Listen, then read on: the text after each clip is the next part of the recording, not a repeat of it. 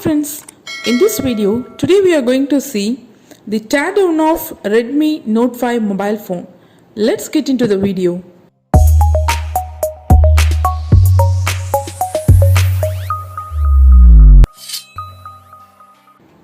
First, remove the SIM tray from the mobile phone by using SIM ejector.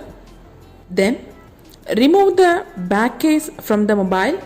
While removing the back case, just check whether the fingerprint is being attached with the back case or not, because in some models the fingerprint sensor will be attached with the back case itself, but in this model the fingerprint is there with the mobile phone board, so no need to worry, just keep it aside. Now I am removing the screws from the mobile phone. Then remove the B2B connector of fingerprint from the board. You can use plastic opener or a steel opener to remove the B2B connector, but do not use the tweezer. Here I have removed the shield which was given on the battery connector. This shield is given to protect the connector of the battery. Now I am removing the shield which is given on the vibration motor. This shield is given to protect the vibration motor as well as to fit the vibration motor tightly with the board. After removing the screws only, you can separate the PCB connector from the board. In this model, it is easy to separate the battery connectors, but removing the battery from the phone is little bit difficult.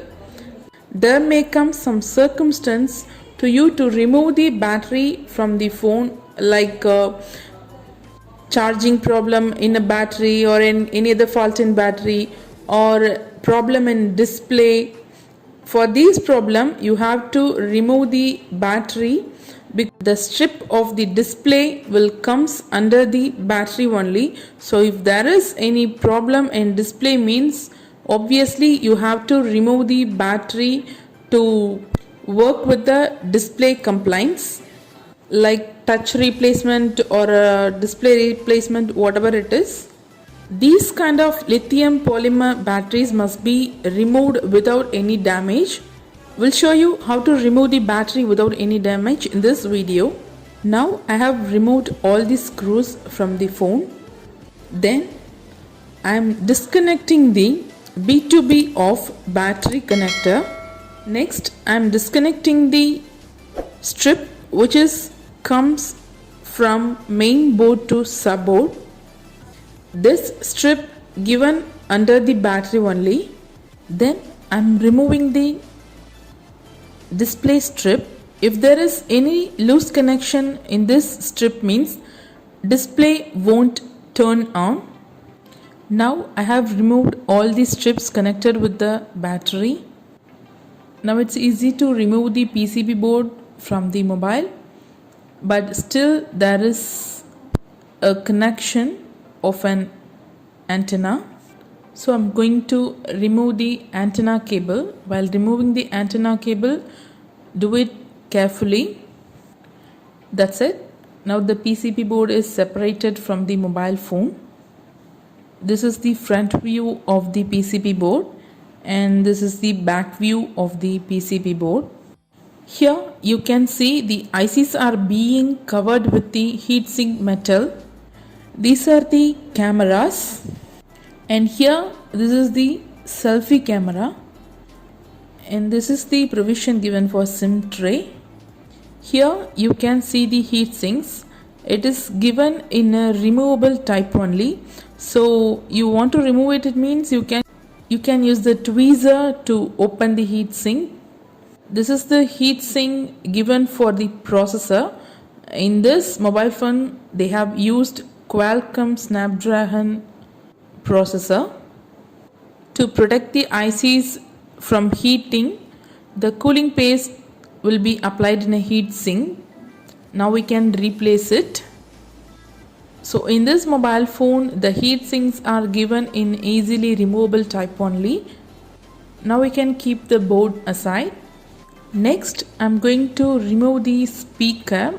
But I'm going to remove the battery. Now I'm removing the screws given on the speaker. Why do we need to be very careful while removing these kind of battery? Means if there is any damage occurred in this types of battery, it is little bit difficult to reuse the battery. As well as the fault in battery may occur again and again. When the mAh capacity of battery increases, also there is a chance in heating increase. Although they are manufacturing the battery system with a high cooling board, the damages in battery are dangerous. So you have to be very careful while removing these types of batteries. Now I have removed the loudspeaker from the mobile. First remove the dust and spray some IPA solution to clean it completely. Under this speaker contact only the subboard is being placed. For this loudspeaker, the connection is coming from the main board to subboard and to the speaker. To this subboard, the connections will be through the strip only. In this subboard, the charging connector to the battery contact is given. If there is any problem in charging means, you can also check in subboard. Also, if there is a problem in speaker means, you can replace it. Next, we are going to remove the battery from the phone. This battery is being fixed in the board tightly. The reason is to avoid the damages which can be causes from shaking or any other vibration. So it is little bit difficult to remove the battery from the case. The battery is being sticked by adhesive tightly, so we need to remove that adhesive first. To remove it, use any thin plastic material between the board and the battery and spray some IPA solution. It will help you to remove the battery which is being stick in adhesive. Spray some more solution because it may take some time to react. Now I'm just giving a shot to remove the battery by using steel opener. Here you can see we are able to remove battery. We can able to lift the battery little bit. Before that it was too tight. Now it's moving, so it may require some more solution. So spray some more solution on it and wait for 10 to 15 seconds to react. Don't worry, no damages will occur because of this IPA solution to your battery.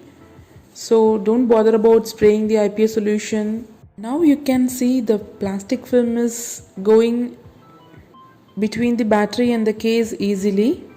One side I have lifted up the battery from the board, so another side the IPA solution is reacting with the glue.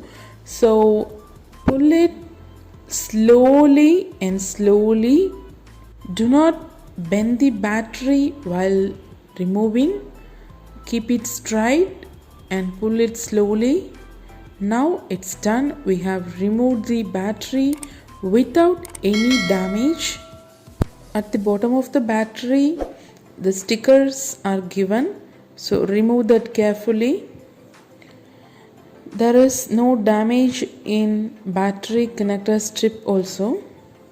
Remove the adhesive from the case. Here you can see the strips. One is from main board to subboard and the other one is the strip for display. This is the main board to subboard strip and this is the displays strip. Now I am removing the strip of the display because in this mobile the display is being damaged. That's it. Today we have seen how to tear down the Redmi Note 5 mobile phone. In next video we can see the display changing techniques and assembling techniques. Thank you for watching. See you in the next video. Bye.